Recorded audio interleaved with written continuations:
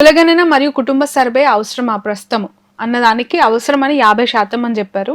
అవసరం లేదని 23% అని చెప్పారు. అవసరం అనే వాళ్ళు దేనికోసం అవసరం అండి? ఈ రోజు సమాజంలో ఎవరికి వాటా ఎవరు తింటున్నారు అనేది ఒక చర్చ స్టార్ట్ అయింది. ఓకే. 10% ఉన్న వాళ్ళు 100% అవకాశాలు తీసుకుంటే మిగతా వాళ్ళు ఎటు పోవాలనేది ఒక చర్చ ఉంటుంది కదా. సో అలా ఓకే.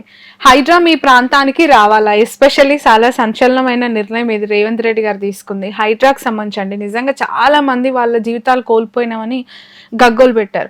సో వద్దు అనే వాళ్ళు 43% మంది. ఇలాంటి వాళ్ళు మీ సర్వే కంటే ముందు చాలా రిపోర్ట్స్ చాలా మంది నిపుణులు చెప్పారు వద్దు ఇది ఇబ్బంది అవుతుంది అని. Coming to the local body elections of course GHMC in front of us, ఈ డెసిషన్ అయినా ఒకవేళ వెనక్కి తీసుకునే అవకాశం ఇప్పుడు వెనుకకు పోయే అవకాశం కూడా లేదు. కోర్టు కూడా చెప్పింది ఎక్కడెక్కడైతే అక్రమాలు ఉన్నాయో అవన్నీ కూల్చండి, ఇబ్బంది లేదు. చెరువుల పరిరక్షణ కంటే ఏది గొప్ప అంశం కాదు, మనం వాటర్ బాడీస్ని కాపాడుకోవాలన్న విషయంలో కోర్టు కూడా డైరెక్షన్ ఇచ్చింది. ఇప్పుడు హైడ్రా కూడా కొన్ని కొత్త పవర్స్ కూడా వచ్చాయి. అయితే ఇవన్నీ కూడా ముందే చేసి దిగాల్సి ఉండే.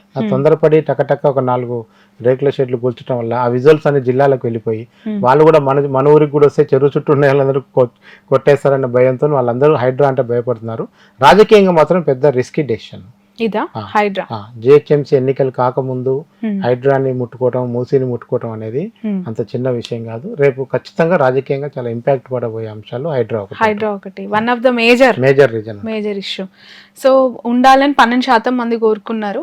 అండ్ ఇంకొకటి ఏంటంటే అక్రమం ఏదైనా కూల్చాలనే వాళ్ళ సంఖ్య మనకి ఇక్కడ ఒక 29% కనిపిస్తోంది. సో 29% మంది అఫ్ కోర్స్ ఇల్లీగల్ గా ఏవి కన్స్ట్రక్షన్ కూల్చాలి అని. మూసీ ప్రక్షాళన కూడా అవసరమా అంటే అవసరమని 50% మంది చెప్పారు. అసలు అవసరం లేదని 15. పూర్తి చేయడం కష్టం నిజంగానే. అది కేసీఆర్ గారే చాలా మూసి ప్రక్షాళన ఎన్నో ప్రెస్ మీట్స్ లో చెప్పారు. సో అవసరం అనే వాళ్ళు మాత్రం 50% ప్రకృతి ప్రేమికులు అయి ఉంటారు. కేటీఆర్ అని అరెస్ట్ చేస్తారని అనుకుంటున్నారా అని చెప్పి ప్రశ్నించినప్పుడు చేయరని 54% మంది. ఎందుకంత కాన్ఫిడెన్స్? అంటే వాళ్ళు తప్పులు చేసి ఉండరని అభిప్రాయం లేదు. జనం ఏం ఎక్స్పెక్ట్ చేశారంటే రేవంత్ రెడ్డిని తన బిడ్డ పెళ్లికి కూడా ఉండనివ్వలేదు కేసీఆర్, అరెస్ట్ చేశాడు. రేవంత్ రెడ్డి సీట్లకు రాగానే వీళ్ళిద్దరిని తీసుకుపోయి లోపల వేసేస్తారని జనం ఎక్స్పెక్ట్ చేశారు. అలా చేయట్లేదంటే ఓహో చేసే ధైర్యం లేదేమో అనుకుంటున్నారు తప్ప తప్పులు చేసిన విషయం అందరికీ తెలుసు.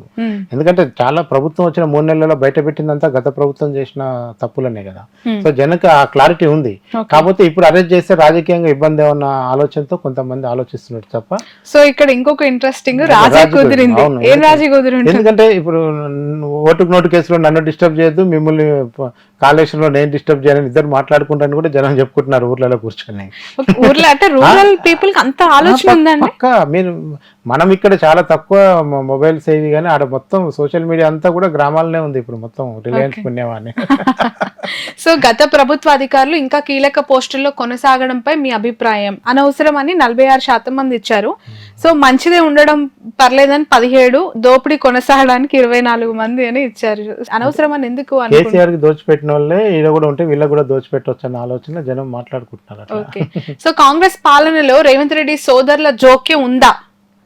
ఉంది అని 45% మంది, లేదు 33, అతిగా ఉంది 10, పాలన గాడి తప్పింది 12 మంది. సో పాలన గాడి తప్పింది అంటే వాళ్ళ జోక్యం కనబడుతుంది కదా ఇటీవల కాలంలో. ఈవెన్ హైడ్రా విషయంలో కానీ మన కొడంగల్ విషయంలో కానీ కొన్ని చోట్ల సోదరులు డైరెక్ట్ గా ఇన్వాల్వ్ అవుతున్నారు. సో కుటుంబ పాలన, కుటుంబ పరిపాలన అని కేసీఆర్ గారిని పదే రేవంత్ రెడ్డి గారు మాట్లాడేవాళ్ళు. కొడుకు కూడా, కూతురు, అల్లుడు అని చెప్పి. ఇప్పుడు ఆయనకి ఆ బాణం మళ్ళీ రివర్స్ వచ్చే. ఖచ్చితంగా అది కాంగ్రెస్ పార్టీకి ఇబ్బందికర అంశమే. రేవంత్ సోదరులు ఎంత దూరంగా ఉంటే రేపు భవిష్యత్తులో అంత మంచి పరిపాలన వస్తుంది అంతే. ఓకే.